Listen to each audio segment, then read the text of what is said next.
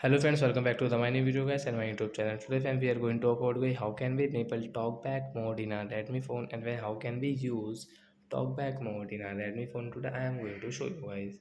So before starting video friends, first of all go and subscribe the channel guys, click the bell icon, like my video. First of all guys, we will on our phone setting to enable talkback. After on phone setting guys, scroll it. As you can see guys, your additional setting guys, tap here guys, click on your accessibility setting. So you can use guys your phone accessibility setting from here.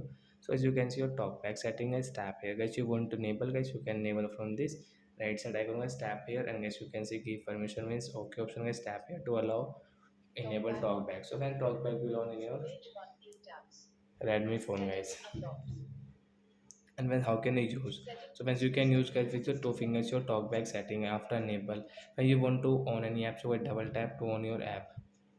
Then guys you can use your talkback setting is like that. You want to on guys your sound and vibration setting guys, click on sound and vibration setting with double tap to on.